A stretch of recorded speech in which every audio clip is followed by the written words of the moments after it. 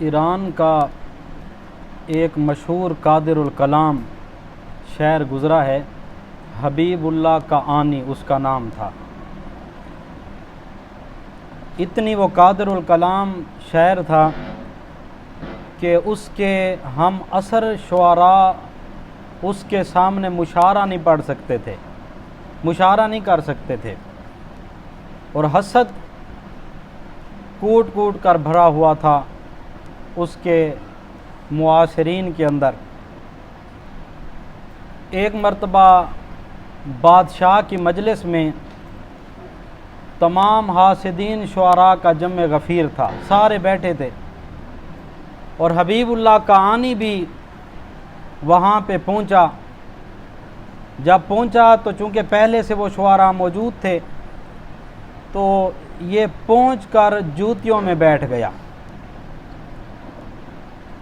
جو حاسدین شعراء تھے جانتے تھے اس کا مرتبہ شاعری کے اندر کس قدر زیادہ ہے، لیکن پھر بھی انہوں نے آگے نہیں بلایا۔ جب حبیب اللہ کعانی کے شاگردوں نے یہ منظر دیکھا تو ان کو غصہ لگا اور مجبور کرنے لگے کہ عالی جا، یا تو آپ یہاں سے اٹھ کر چلے جائیں، مشاعرے میں نہ بیٹھے، یا بیٹھنا ہے تو یہاں نہ بیٹھے، آپ مسند پہ آ جائیں، مسند صدارت پہ آ جائیں۔ تو آپ خاموش رہے، لیکن جب شاگردوں نے اصرار کیا تو انہوں نے برجستہ ایک شعر پڑھا فارسی کا۔ اس نے پڑھا کہ گر فرو تر نشست است کعانی، نئے ترا ننگو نئے مرا ادب است۔ حبیب اللہ کعانی نے یہ شعر پڑھا، اس نے کہا اگر میں جوتیوں میں بیٹھ گیا ہوں، زمین پر بیٹھ گیا ہوں، یہ کہانی اگر نیچے بیٹھ گیا ہے تو کیا ہے، نہ ہی آپ کے لیے یہ آر ہے اور نہ ہی میں نے ان کا لحاظ کرتے ہوئے جوتوں میں بیٹھا ہوں۔ آپ سمجھے کہ ان کے لحاظ میں ادب کے اندر نیچے بیٹھا ہوں، یہ بات بھی نہیں ہے، اور نہ ہی آپ کے لیے یہ آر ہے۔ کیوں؟ اگلا اس نے شعر کہا، اس نے کہا کل هو اللہ کے وصف خالق ماست، کل هو اللہ کے وصف خالق ماست، زیر تبت یدا ابی لہب است۔ فرمایا کہ کل هو اللہ شریف جو ہمارے خالق کائنات کی تعریف ہے اس کے اندر، لیکن تبت یدا ابی لہب جو صورت ہے اس کے نیچے آئی ہوئی ہے، تو اس صورت کے نیچے آنے کی وجہ سے صورت اخلاص کا مرتبہ کم نہیں ہوا، اس کا مرتبہ اسی طرح بلند و بالا ہے۔ تو کہنے کا کیا مقصد تھا؟ فرمایا کہ عام ذہن کے لوگ مسند کے محتاج ہوتے ہیں، عام ذہن کے لوگ مسند کے محتاج ہوتے ہیں، لیکن با کمال لوگ جہاں بیٹھ جائیں اسی کو مسند کا درجہ مل جاتا ہے، جہاں بیٹھ جائیں اسی کو مسند کا مرتبہ مل جاتا ہے۔ کمال پیدا کریں، احساس کمتری کا شکار نہ ہوں۔ وہ جوتیوں میں بیٹھ کر بھی مطمئن تھا، خواہ اس سے کم رتبے والے سٹیج پہ بیٹھے ہوئے تھے، اس نے پریشانی نہیں کی، پریشان نہیں ہوا، احساس کمتری کا شکار نہیں ہوا۔ فرمایا کہ با کمال لوگ جہاں بیٹھ جائیں اسی جگہ کو مسند کا درجہ مل جاتا ہے۔ آپ دیکھتے ہیں کہ شیر اور شارک یہ دو شکاری ہیں، شیر بھی شکاری ہے اور شارک مچھلی بھی شکاری ہے۔ شارک مچھلی بہت بڑی مچھلی ہے، دیگر مچھلیوں کا شکار کرتی ہے۔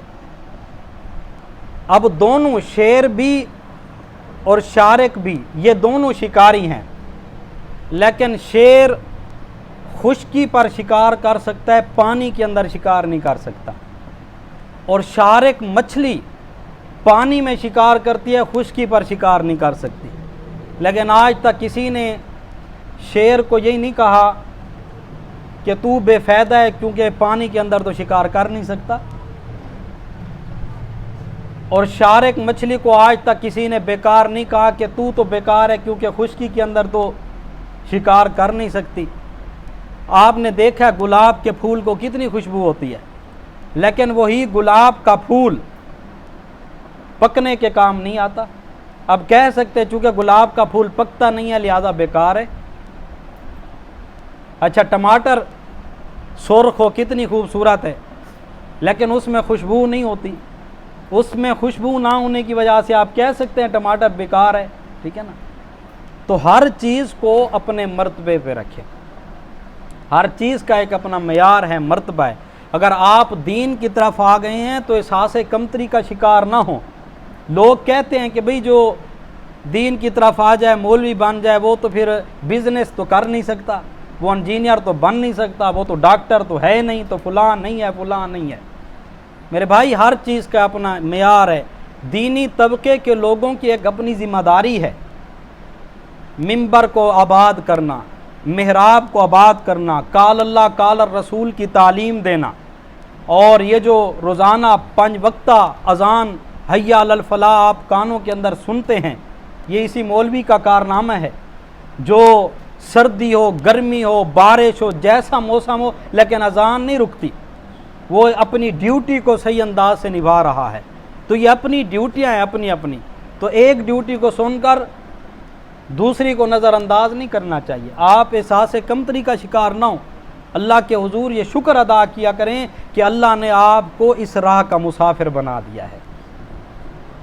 جتنی بڑا ڈگریوں والا ہو، جتنی بڑی اس کے پاس جو ہیں وہ عہدے ہوں، لیکن میرے رب کی معرفت نہیں رکھتا، میں سمجھتا ہوں اس ریڑھی والے سے بیکار ہے وہ شخص ڈگریوں والا جو ریڑھی تو چلاتا ہے مگر اپنے رب کی پہچان رکھتا ہے، اپنے رب کی معرفت رکھتا ہے، وہ کئی درجے اس سے بہتر ہے۔ اس لیے احساس کمتری کا شکار نہ ہو۔